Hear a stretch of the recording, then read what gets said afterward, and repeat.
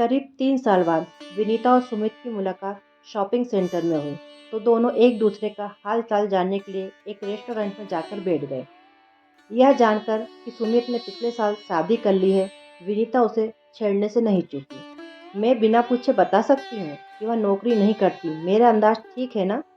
हाँ, वह घर पर बहुत खुश है, सुमित ने मुस्कुराते हुए जवाब दिया। और वह तुमसे लड़ती झगड़ती भी नहीं है ना सुमित? ऐसा अजीब सा सवाल क्यों पूछ रही हो? सुमित के होठों पर फैली मुस्कुराहट अचानक गायब हो गई। तुम्हारी विचारधारा औरत को सदा दबा कर रखने वाली है, यह मैं अच्छी तरह से जानती हूँ माय डियर सुमित। अतीत के हिसाब से तो शायद तुम ठीक कह रही हो, पर अब मैं बदल गया हूँ, सुमित ने जवाब दिया। तुम्हारी बात पर मुझे विश्वास नहीं हो रहा है। तब सही बात सरिता से पूछ लेना। कब मिलवा रहे हो सरिता से? जब चाहो हमारे घर आ जाओ। मेरा यह कार्ड रखो, इस पर घर का पता भी लिखा हुआ है। सुमित ने अपने पर्स में से एक विजिटिंग कार्ड निकालकर उसे पकड़ा दिया। मैं जल्दी आती हूँ उस बेचारी से मिलने। उस बेचारी की बात छोड़ो, अपनी बात सुनाओ। तुम्हारे पति तो पायलट है ना? विनीता ने उसकी टांग खींचना बंद नहीं किया तो सुमित ने बातचीत का वसी बदल दिया। हाँ, ऐसे पायलट जिन्होंने हवाई जहाज तो उड़ाना आता है पर गृह गृहस्थी चलाने के मामले में बिल्कुल जीरो हैं। विनीता का स्वर कड़वा हो गया। क्या तुम दोनों की ढंग से पटती नहीं है? सुमित की आवाज़ में सहानुभूति के भाव भरे। वे अजीब किस्म के इंसान हैं सुमित। मैं पास होती हूँ तो मेरी कद्र नहीं करते। जब मैं नाराज होकर मायके चली जाती हूँ तो मुझे वापस बुलाने के लिए खूब गिड़गिड़ाते हैं। तो मैं अपने दिल का एक सच बताऊँ? हाँ बताओ। मुझे मनपसंद जीवन साथी नहीं मिला। विनीता ने गहरी सांस छोड़ी। मैं तो हमेशा ही कहता था कि तुम्हें मुझसे अच्छा पति नहीं मिलेगा, पर तुमने मेरी नहीं सुनी। माहौल को हल्का करने के इरादे से सुमित ने मजाक किया। मैं भी मानती हूँ कि वह गलती तो मुझसे हो गई। जवाब ने विनीता भी मुस्कुरा उठी। पर तुम्हारी गलती के कारण मेरा तो फायदा हो गया। वह कैसे? मुझे सरिता मिल गई। वह ऐसा हीरा है जिसने मेरी जिंदगी में को खुशहाल बना दिया। तुमसे शादी हो जाती तो आपस में लड़ते झगड़ते ही जिंदगी गुजरती। सुमित जोर से हंस पड़ा। सुमित की हंसी में विनीता को अपना अपमान नजर आया। उसे लगा कि सरिता की यूं तारीफ करके वह उसकी खिल्ली उड़ा रहा है। उसने मुंह बनाते हुए जवाब दिया, मैं जब सरिता से मिलूंगी तभी इस बात का पता लगेगा कि वह कितनी खुश है तुम्हारे साथ। अपने मुंह मियाँ मिट्ठू बनना तो आसान होता है।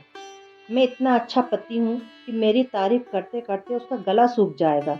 सुमित ने ठहका लगाया तो विनीता को जहर लगने लगा। जलन और अपमान की वजह से विनीता ज्यादा देर उसके साथ नहीं बैठी। जरूरी काम का बहाना बना उसने कॉफी पीते ही विदा ले ली।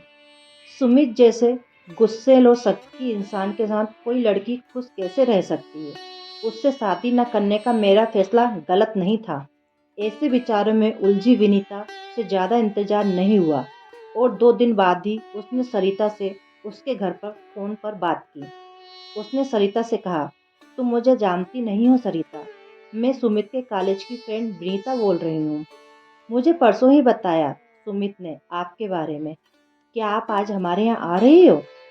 सरिता का उत्साही स्वर विनीता को अजीब सा लगा। तुम्हारे घर तो मैं अपने पति के साथ किसी भी दिन आ जाऊंगी, लेकिन आज अगर संभव हो तो तुम मेरे साथ कॉफ़ी पीने किसी रेस्टोरेंट में आ जाओ। इस वक्त तो मेरा निकलना जरा, विनीता ने उसे रोकते हुए कहा। मैं तुमसे कुछ ऐसी बातें बताना चाहती हूँ जो तुम्हारे फायदे की साबित होगी। तब हम मिल लेते हैं, पर अभी नहीं बल्कि शाम को। कितने बजे और कहाँ? जिस मॉल में तुम सुमित से मिली थी उसकी बगल में जो रेस्टोरेंट है उसी में हम 5:15 मिलते हैं। सुमित को तुम अपनी बातें मुलाकातों के बारे में कुछ नहीं बताना, विनीता ने सरिता से कहा। बाद में बताना या बताना तुम्हारा फैसला होगा। ओके, तो 5:15 मिलते हैं। यह कहकर विनीता ने फोन काट दिया। शाम को रेस्टोरेंट में मुलाकात होने पर पहले कुछ देर दोनों ने एक दूसरे के बारे में हल्की फुल्की जानकारी ली। फिर विनीता ने अपने मुद्दे की बात शुरू कर दी। क्या तुम्हें सुमित ने बताया कि वह मुझसे प्यार करता था और हम शादी करके साथ जिंदगी बिताने के सपने देखते थे? नहीं, यह तो नहीं बताया। सरिता बड़े ध्यान से उसके चेहरे के हाव भाव को पढ़ रही थी। तब तो यह भी मुझे ही बताना होगा कि हमारे अलगाव का क्या कारण था। बताइए।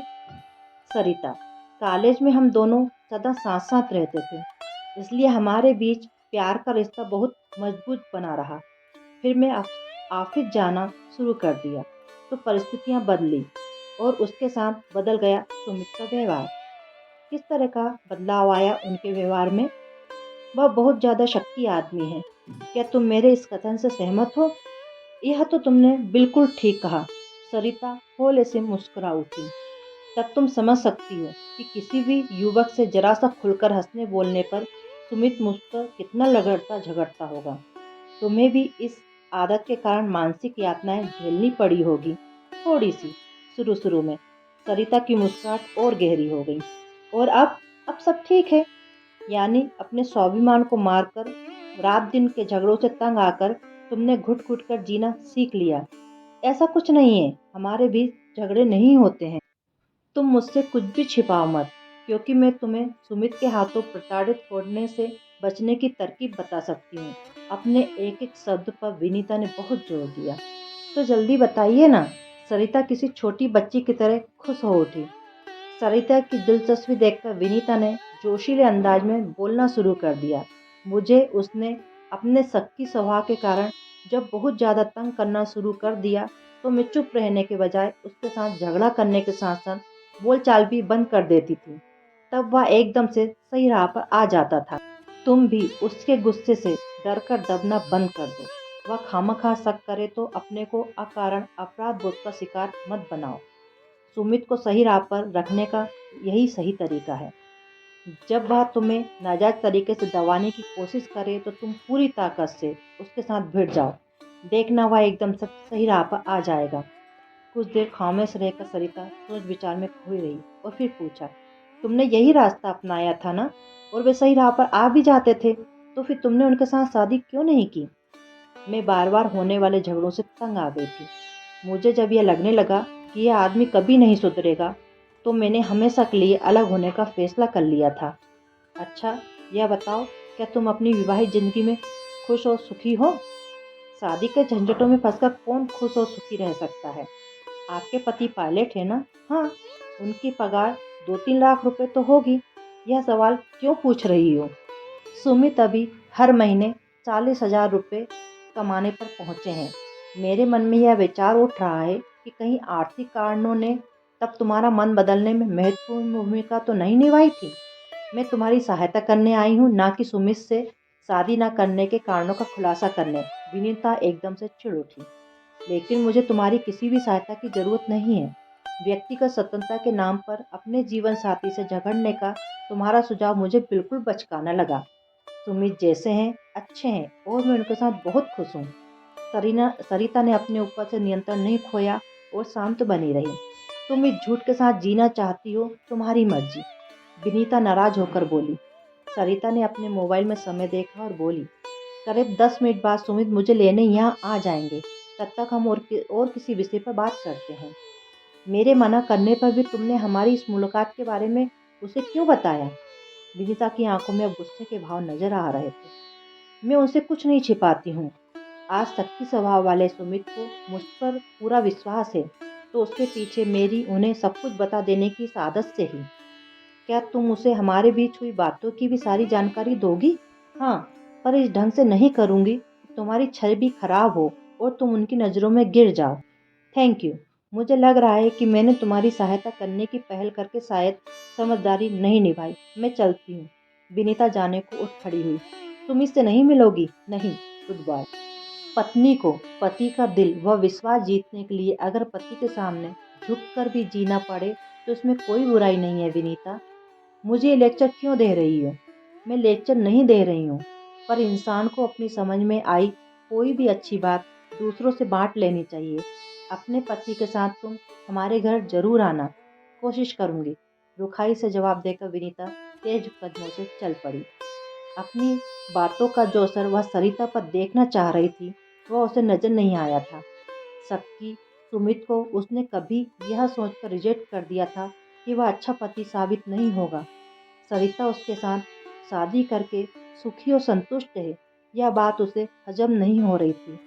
उसके साथ अपनी तुलना कर रही विनीता के मन में खीज व गुस्से के भाव पल पल बढ़ते ही जा रहे थे।